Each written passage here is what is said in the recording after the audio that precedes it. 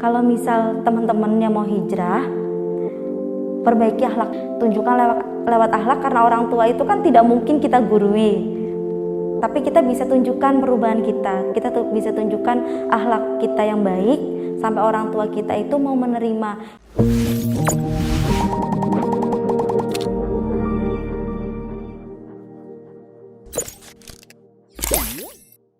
Kalau dari teman-temannya Mbak Sinta nih, pasti kan ada yang menjauh. Apakah teman-temannya berkurang, apa bertambah tapi beda komunitas atau gimana? Oke.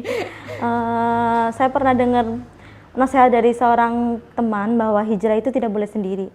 Saat hijrah kamu harus mempunyai circle yang baru yang mendukung kamu terhadap hijrah kamu.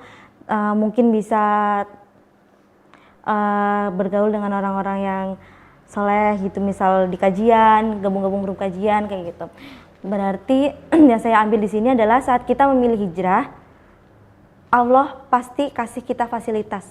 Allah akan gantikan teman-teman kita yang misal dulu membawa kita ke dalam maksiatan atau bersama kita dalam kemaksiatan, kemudian Allah ganti dengan orang-orang yang Allah kirimkan untuk membantu kita dalam hijrah kita. Dan itu memang saya rasakan. Kalau misal tidak diganti temannya, pasti akhlak teman kita juga akan tetap mengikutin gitu loh. Sama-sama berhijrah bareng kayak gitu. Soalnya memang kebanyakan teman-teman saya juga kalau misal hijrah itu dipertemukan dengan orang-orang baik. Saya juga termasuk ketemu sama Mas Ime sama Mbak di sini. Kegiatannya bertambah nggak Mbak setelah hijrah? Ya alhamdulillah, selain bertambah juga berganti. Yang tadinya suka nongkrong tuh, ada kafe baru langsung cari di mana langsung foto-foto seperti itu. Sekarang kesibukannya berbeda. Karena saat saya memutuskan untuk berhijrah, saya itu banyak introspeksi. Kalau misal dulu saya banyak banget menghabiskan waktu untuk hal-hal yang sia-sia. Kemudian saya bertekad untuk bagaimana caranya agar saya tuh bermanfaat untuk orang banyak. Karena itu adalah salah satu amalan yang dicintai oleh Allah, yaitu bermanfaat untuk orang banyak. Jadi pada saat itu awalnya itu pas bulan Ramadan aku tuh pengen banget buka bersama sama anak-anak panti. Nah saya tuh kayak baru lahir gitu kan, aduh nggak punya temen gitu. Terus saya coba sharing sama salah satu teman aku yang itu juga didatangkan sama Allah saat saya setelah berhijrah. Saya sharing sama dia, namanya Iga. Aku pengen buka bersama anak-anak panti, mau nggak bareng-bareng gitu. Ya ayo, tapi kalau misal berdua kayaknya nggak bisa. Yuk ajak satu lagi temanku, bertiga tuh, aku, Riga sama Iki sama Riki. Tadinya kita cuman kayak gimana cara kita dapat uang untuk buka bersama di panti asuhan. Nah kita dulu jualan. Kita jualan tapi untungnya untuk buka bersama. Terus aku juga jualin baju-bajuku yang pre-love yang dulu-dulu nggak dipakai. Kemudian kita terkumpul waktu itu cuma 400.000, alhamdulillah 400.000, dan itu kami merasa apa cukup ya gitu, emang cukup ya. Terus ya udah kita ketemu, terus kita luruskan lagi niat kita bareng-bareng. Kemudian kita berdoa 3 hari. Terus gini, punya ide gimana kalau kita open donasi gitu kan. Masya Allah, terus kita open donasi langsung nggak ada 1 minggu tembus hampir 5 juta. Ya Masya Allah, terus Allah kasih jalan kami untuk berbagi dengan anak yatim.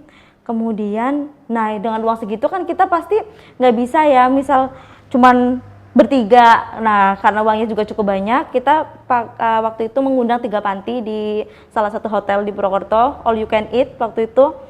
Terus kita coba ngajak teman-temanku, teman-temannya Iga, teman-temannya Riki untuk berkontribusi bersama. Nah, alhamdulillah pada saat itu terbentuklah Musyarakah Project. Itu adalah wadah untuk teman-teman yang mau bareng-bareng kita belajar, berproses, kemudian berguna di jalan Allah gitu. Mungkin teman-teman ada yang mau ya? Iya boleh untuk sekali. bergabung nanti bisa kunjungi Instagramnya Musyarakah Project.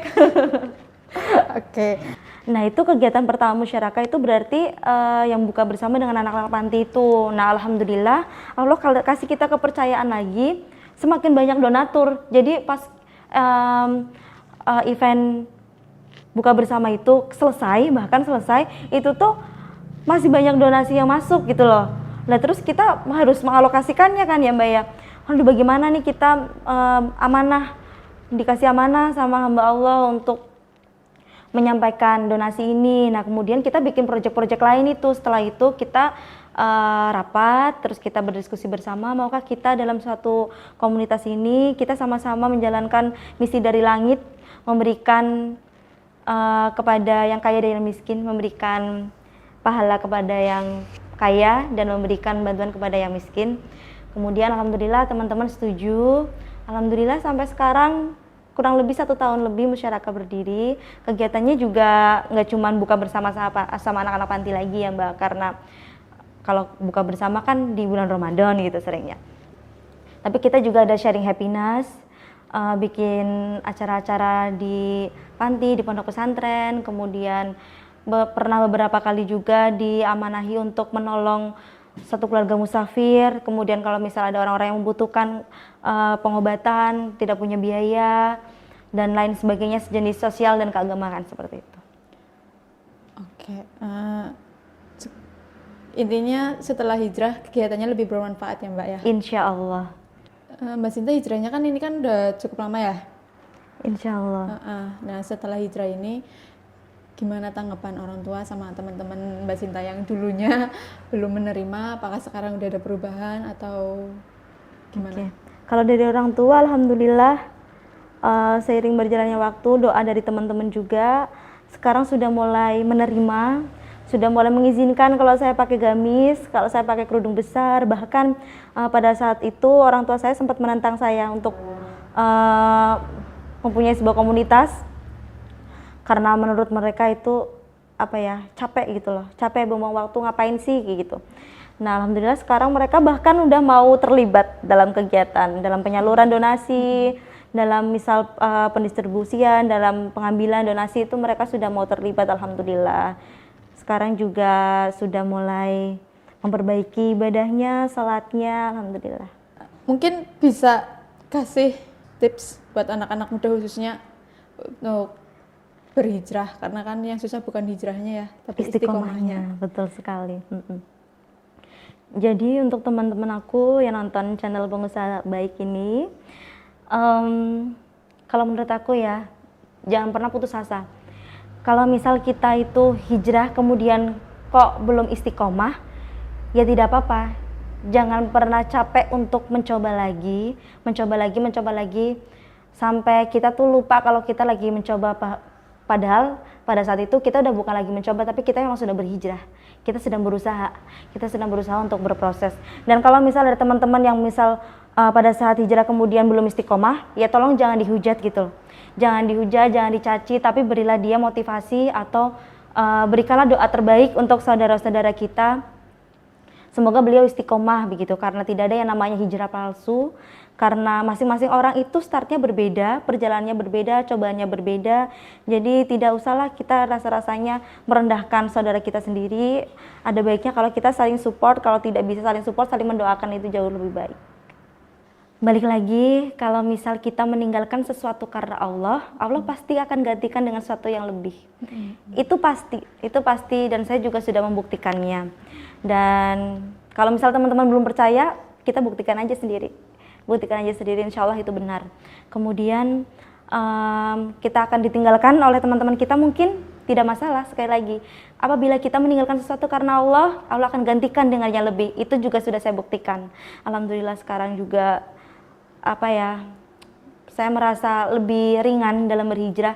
Karena itu kita berusaha untuk beriman dengan setiap ayat-ayat Allah. Kayak misal ayat tadi, hadis tadi itu kan sebenarnya keimanan kita diuji ya Mbak ya.